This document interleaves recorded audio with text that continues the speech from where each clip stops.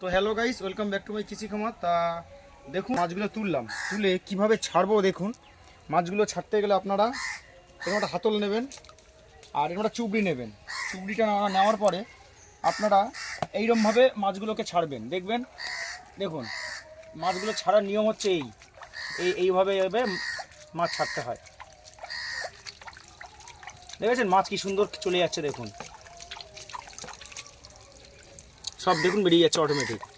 একটু জলের একটু দিলে, আর সবসময় যে জলটার মধ্যে মাছ থাকবে সেই জলটা কখনো দেবেন না। যেহেতু চুবড়ি দিয়ে দিয়ে হোক, মাছটাকে আগে ছেঁকে নেবেন।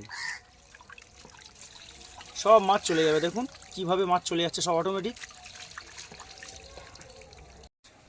সবসময় ভাববেন চেম্বারে মাছ যখন ছাড়বেন একটা এয়ারেশন দেওয়ার সবসময় চিন্তা করবেন, যাতে এয়ারেশনটা দিনের বেলা না হলেও সবসময় চিন্তা করবেন সন্ধ্যার পর থেকে যখন রাত্রে আমরা যখন মাছ অক্সিজেন ফেল করে তখন অক্সিজেনটা দেওয়ার চেষ্টা করবেন। একটা এয়ারস্টোন হোক ছোটো দেখে, আর একটা দেখবেন অ্যাকোয়ারিয়ামের দোকানে একটা ছোট পাম্প পাওয়া যায়। পাম্পটা একটু দেখিয়ে দাও, ওইরকম পাম্প, ছোটো পাম্প।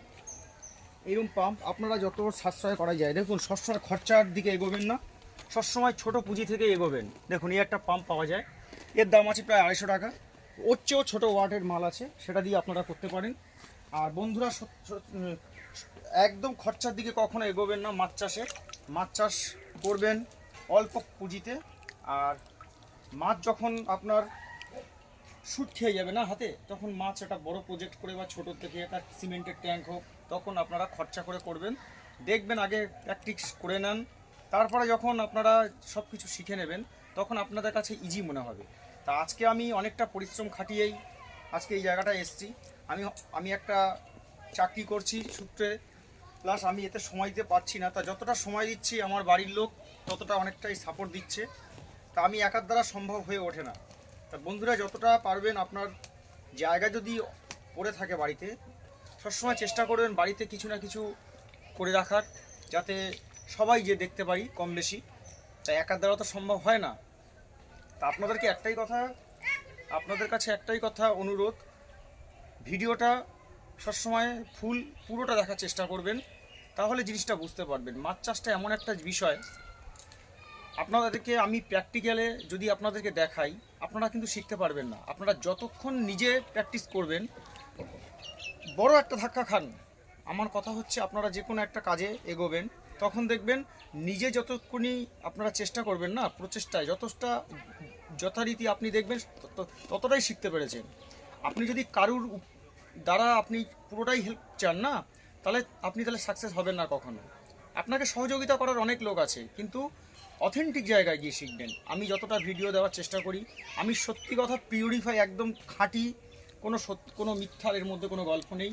আপনাদেরকে বলেছি ব্রিডিং পদ্ধতিও আপনাদের কাছে সব কিছু উল্লেখ করেছি, প্লাস আমি এবারে অনেক কিছু ব্রিডিং করব, তুলে ধরবো আপনাদেরকে, যথারীতি আপনারা যেন করতে পারেন। আর রোজগার সবাই করুন, আমি এটুকুনি চাই, কেননা প্রত্যেকেরই দরকার আছে রোজগারের। তা কি বলবো বন্ধুরা, রোজগার করুন অল্প পুঁজিতে, বেশি পুঁজি কখনো খাটাবেন না, কেননা অনেক লসের সম্মুখীন হতে হবে। তার জন্য আপনাদেরকে একটাই আমার বার্তা, একটা প্লাস্টিকের চেম্বার নিয়ে আপনারা প্রথমে স্টার্ট করুন। দেখবেন এর থেকে যদি আপনি মাছ চাষটা শিখতে পারেন, তাহলে বড় একটা প্রজেক্ট করতে পারেন, বড় একটা চেম্বার তৈরি করে মাছ করতে পারবেন। আর যেখান থেকেই মাছ নেন না কেন, সেখান থেকে যেন ব্রুট মাছটা আপনারা দেখে নেবেন। মাছের মা মাছ যদি ভালো হয়, তাহলে আপনারা বাচ্চাও ভালো পাবেন। ধন্যবাদ আপনাদেরকে অনেক অনেক আমার এই ভিডিওটা পুরো দেখার জন্য। তা আপনাদেরকে একটাই কথা বলবো, সুস্থ থাকবেন, ভালো থাকবেন, এবং যদি আমার কথায় যদি কোনো জড়তা থাকে, তাহলে আমাকে ছোট ভাই হিসেবে ক্ষমা করে দেবেন। আর আপনারা যদি আমার কাছে হেল্প চান, অবশ্যই আপনাদেরকে ফোনের মাধ্যমে হেল্প করতে পারবো। ধন্যবাদ, সবাই ভালো থাকবেন।